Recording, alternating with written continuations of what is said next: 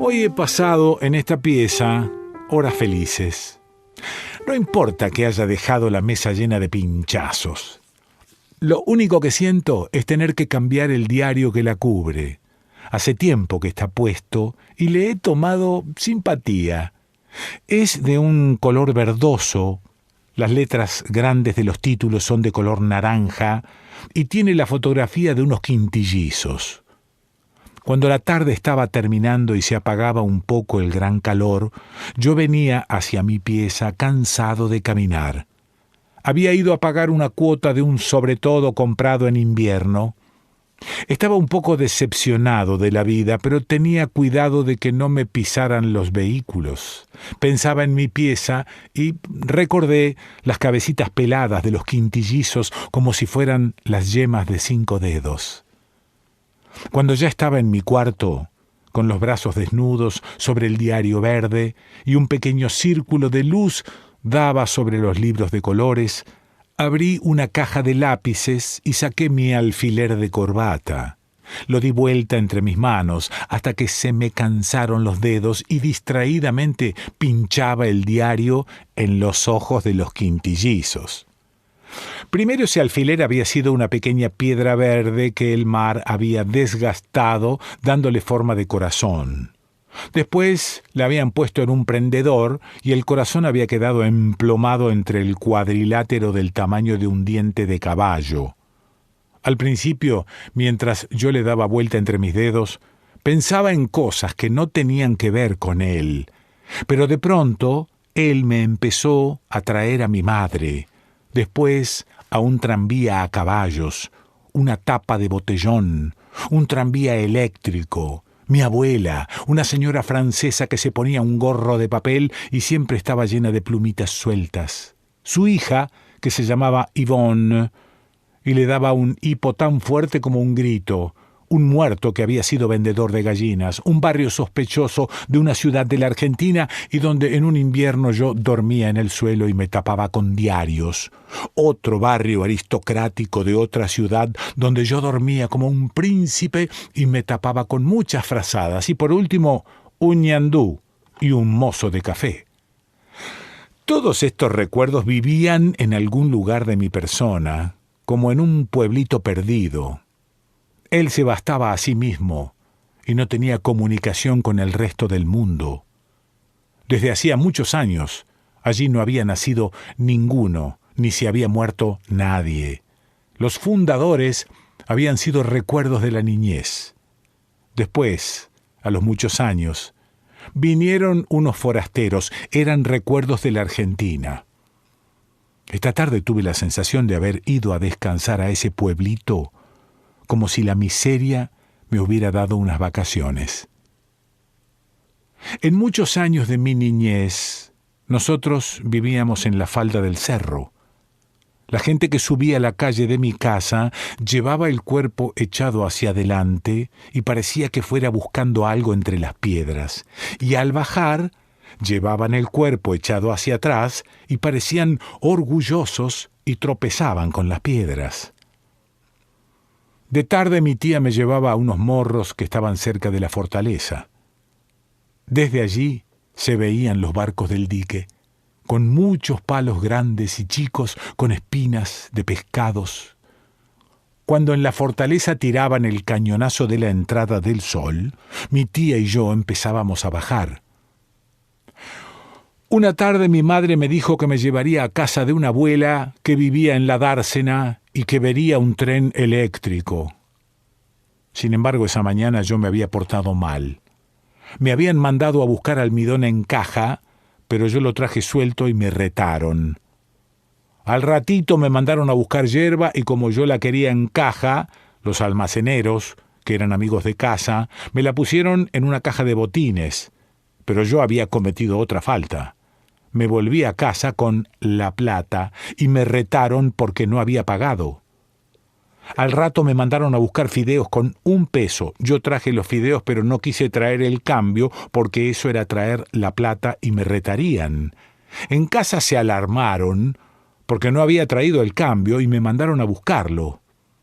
Entre los almaceneros escribieron en un papelito algo que tranquilizó a mamá.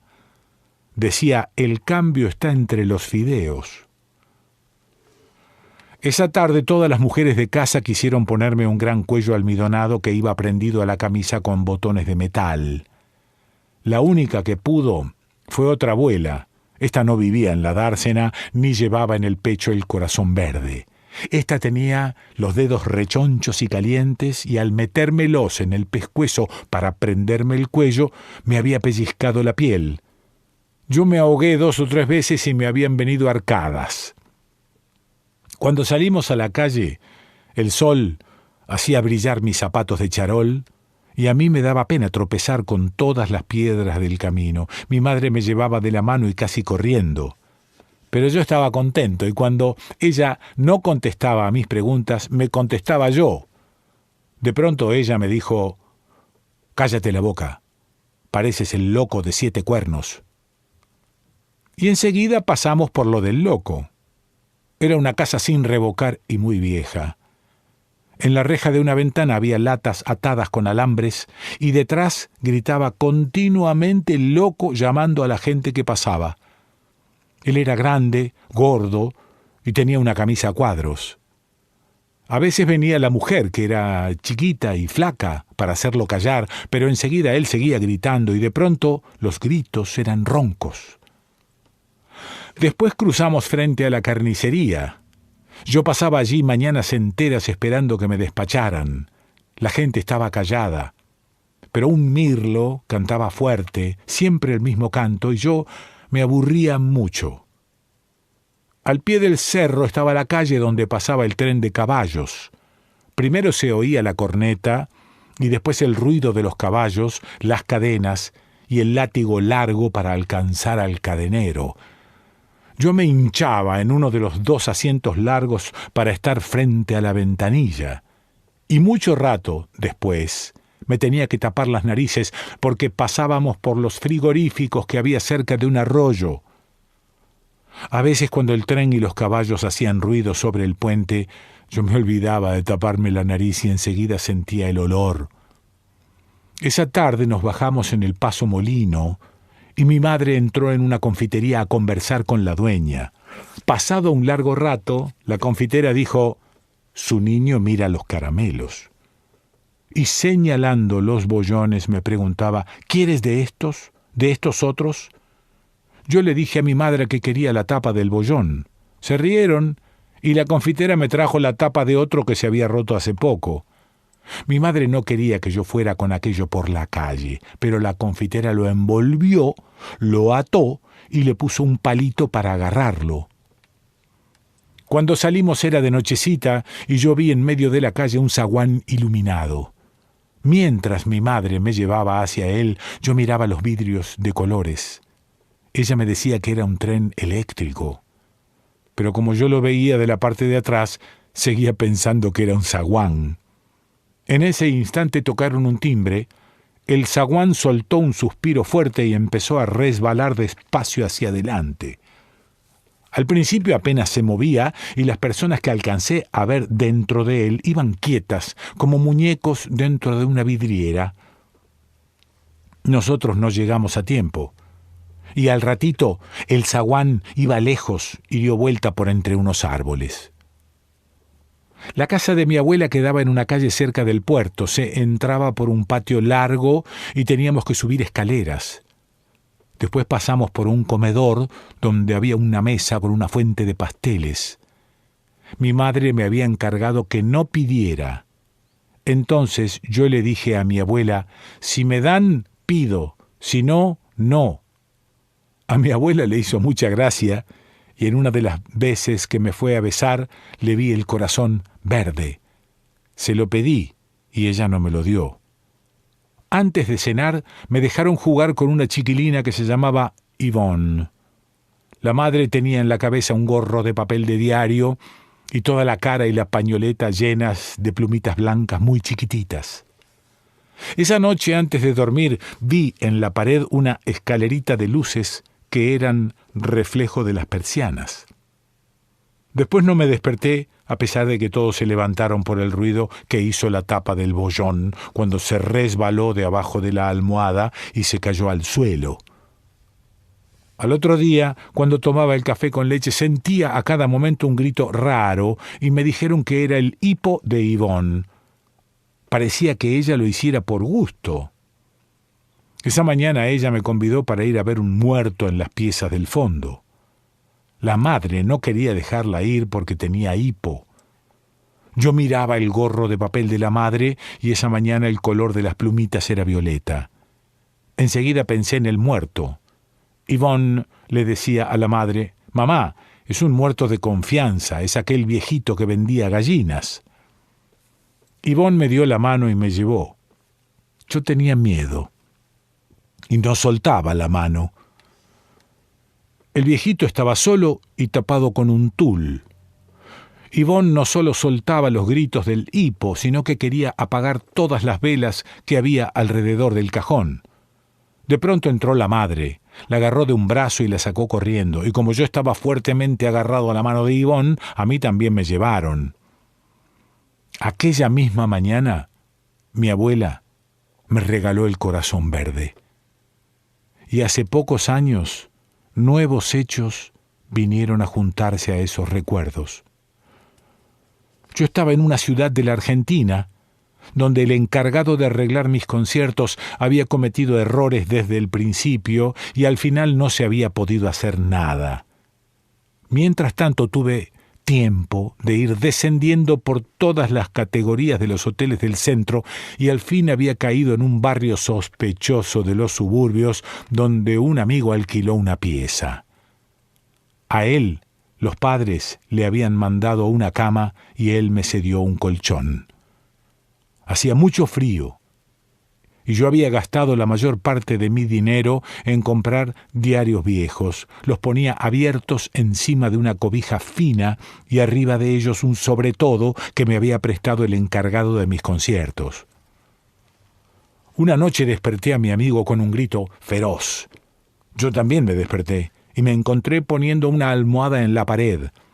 Estaba soñando que allí había un agujero donde aparecía sonriendo un loco que tenía en la cabeza un gorro de papel de diario, y después de pensar mucho en eso, no quería volver a dormirme porque tenía miedo de repetir la pesadilla. Recordé el gorro de la mamá de Yvonne.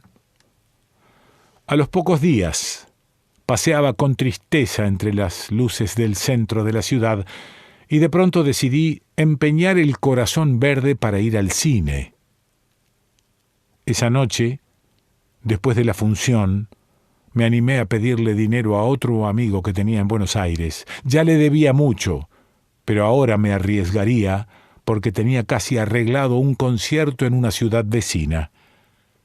Esa misma noche volví a pensar en el gorro de la mamá de Yvonne y decidí mandarle preguntar a la mía qué hacía aquella señora con las plumitas y el gorro de papel de diario. Es posible que mi madre lo hubiera sabido. También le dije que yo recordaba haber visto que la señora tironeaba algo que tenía en las faldas y yo había pensado que desplumaba a un animalito. Cuando vino el dinero, rescaté el corazón verde y me fui a la ciudad vecina. Allí todo fue bien desde el principio y pude hospedarme en un hotel cómodo. Me habían dado una pieza con 3 camas, una de matrimonio y 2 de una plaza. Yo quería una pieza para mí solo, y yo podía elegir la cama que quisiera. A la noche, después de una cena más bien exagerada, elegí la cama de matrimonio y puse en ella las frazadas de todas las camas. Los muebles eran de una vejez muy oscura y los espejos eran borrosos y veían mal la luz. La tarde que di el primer concierto tuve tiempo, antes que se cerraran los negocios, de comprar libros, lápices de colores para subrayarlos y un índice muy lindo al que después le buscaría aplicación. Apenas cené y me metí con los libros en la cama de matrimonio, pensé en el cine y no pude resistir a la tentación. Me vestí de nuevo y fui a ver una película vieja en que unos enamorados se daban besos largos. Era muy feliz y no quería acostarme. Fui a un café donde había un ñandú muy manso que vagaba a pasos lentos entre las mesas.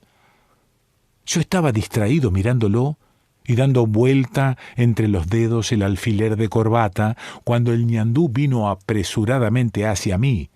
Me sacó de un picotón el corazón verde y se lo tragó. Mis ojos miraban con desesperación el alfiler, bajando como un bulto dentro de una media por el cuello del ñandú.